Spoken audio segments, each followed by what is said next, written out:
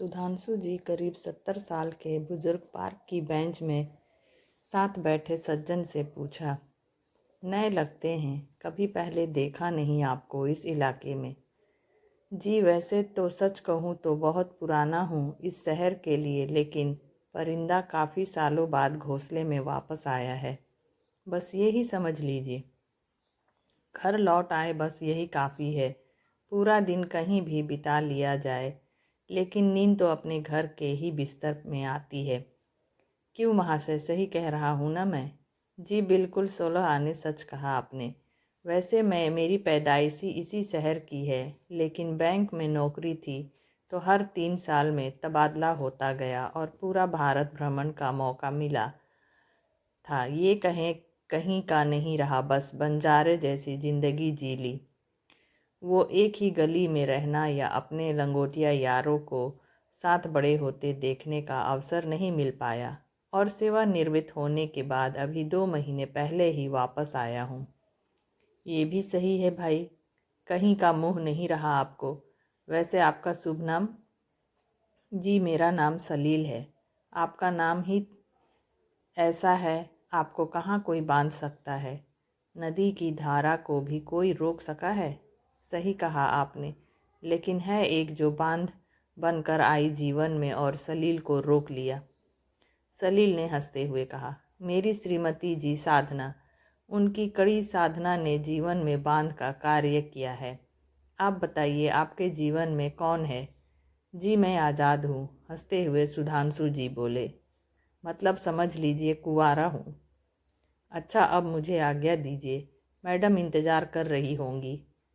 बड़े दिलचस्प आदमी हैं आप, मिलकर बहुत अच्छा लगा।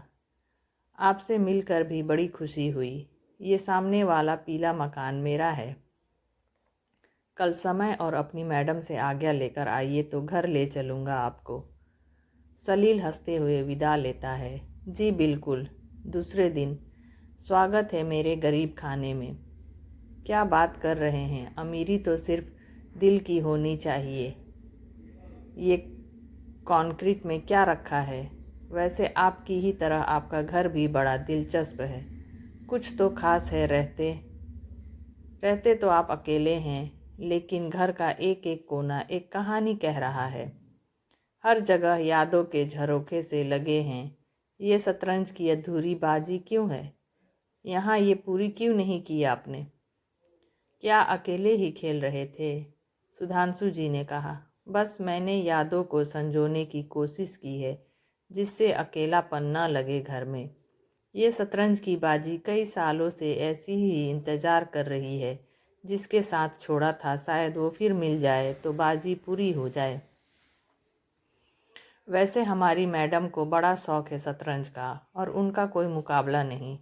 हमने तो सीखने की भी कोशिश की, लेकिन ये खेल हमारे समझ के परे है। आपको बुरा ना लगे तो किसी दिन उनके साथ खेलिए, उन्हें अच्छा लगेगा। बड़े शौक से खेलती हैं। जी बिल्कुल। जी बिल्कुल, स्वागत है उनका। कभी भी आ जाइए घर पर। मैंने भी कई सालों से नहीं खेला शतरंज। कुछ समय तक सुधांशु और सलील का मिलने का सिलसिला यूं ही चलता रहा और दोनों बहुत अच्छे दोस्त बन गए। कुछ समय बाद सलील साधना को लेकर सुधांशु जी के घर पहुंचता है। सलील फ़ोन पर बात करने के लिए घर से बाहर जाता है और साधना चुपचाप सुधांशु जी के सामने बैठी है। तब सुधांशु जी ने चुप्पी तोड़ते हुए बोला, सोचा नहीं था एक नाम के इतने कम लोग होते हैं दुनिया में। क्या कहूँ, आज सच में लग रहा है दुनिया गोल है। सलील, अरे आप लोग बैठे क्यों हैं? हो जाए एक एक बाजी। मुझे कुछ ज़रूरी काम है, मैं थोड़ी देर में आता हूँ। आइए पहले ये अधूरी बाजी पूरी कर लीजिए, जो 30 साल पहले आप अधूरी छोड़कर चली गई थी। आज भी वहीं रुका है। खेल और शतरंज की बिसात भी वैसी ही बिछी है। क्यों, आपने शतरंज की अधूरी बिसात को वैसे ही रखा है? किसी और के साथ पूरी कर लेते बाजी। तुम्हारे सिवाय कोई और आया ही नहीं जीवन में जिसके साथ ये बाजी पूरी करता। वैसे सलील जी बहुत अच्छे इंसान हैं। जी हाँ, सलील बहुत अच्छे हैं। अपने वादे के पक्के तो हैं, धोखा तो नहीं दिया उन्होंने मुझे।